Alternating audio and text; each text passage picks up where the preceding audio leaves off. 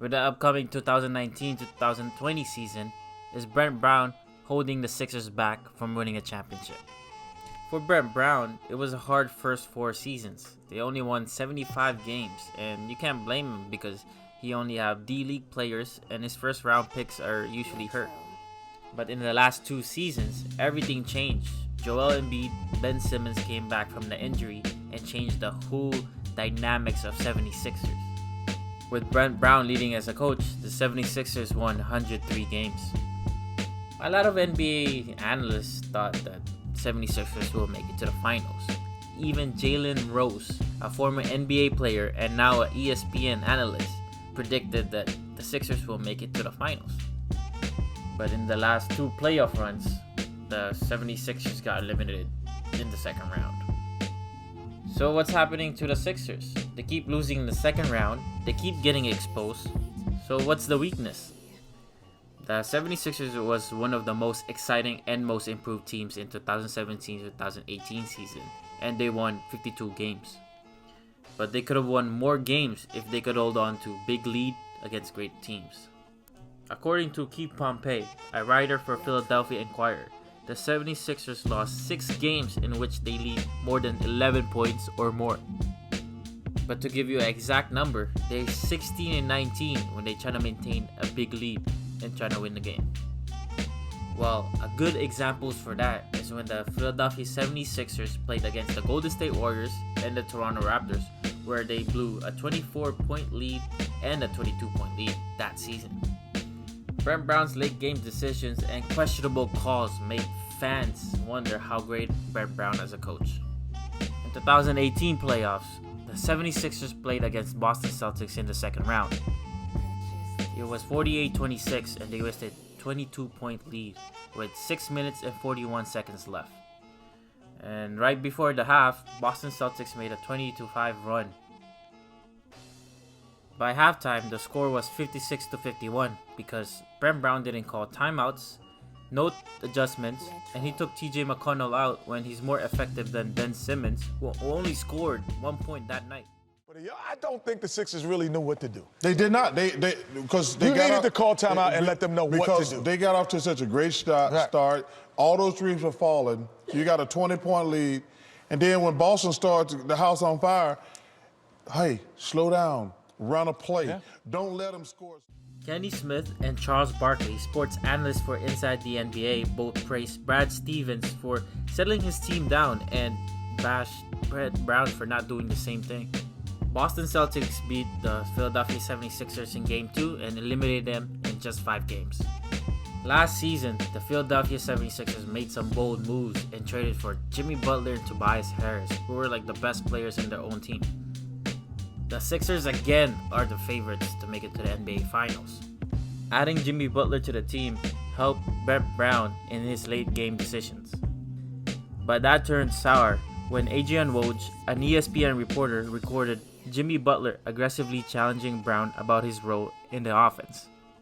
Despite adding Jimmy Butler and Tobias Harris, they ended the season with just 51 wins, one less win a year before.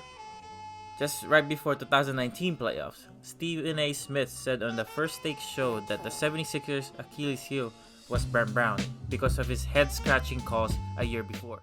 But I stand by what I said last year during the playoffs. I never saw a coach lose 3 games in a playoff series. I saw Brett Brown lose 3 games, and I'm holding on to that for dear life.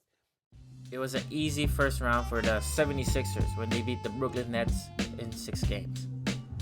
The decline of usage rate affected Ben Simmons and Tobias Harris, where Brett Brown don't even use them the last minutes of the game, especially in the playoffs.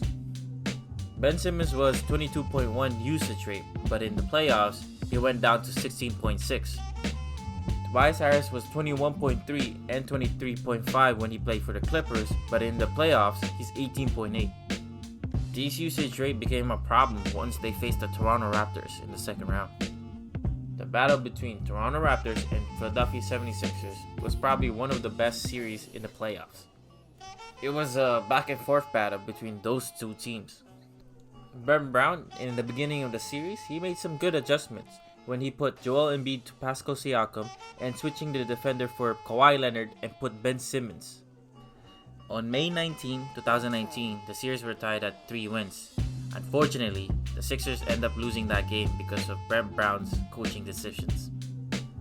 Lack of a certain skill can affect an athlete's confidence. It is the coach's job to maximize each player's potential.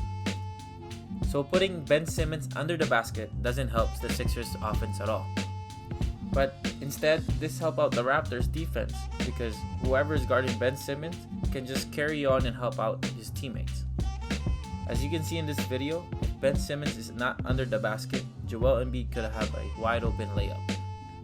But instead, Danny Green and Serge Ibaka contested Joel Embiid's shot. And here's another video of Jimmy Butler attacking the basket but contested by Pascal Siakam, who was guarding Ben Simmons in that play. Ben Simmons is more effective when he's posting up or screening for his teammates. In the first and second quarter, Ben Simmons posted up 3 or 4 times, and that led to either a nice pass or a score by Ben Simmons. But in the fourth quarter, Ben Simmons only did it once, and JJ Redick hit that N1 shot. A pick and roll play is perfect for this game. Instead of Joel Embiid screening for Jimmy Butler, you can switch that up with Ben Simmons, where he rolls to the basket, look for someone who's wide open for a 3, or it is a easy layup. Joel Embiid plays at his best when asking for the ball in the post, so this play can make him focus on his post-up game. According to Max Kellerman, an ESPN analyst, Brett Brown didn't take advantage of the post and instead let Joel Embiid shoot more 3-point shots.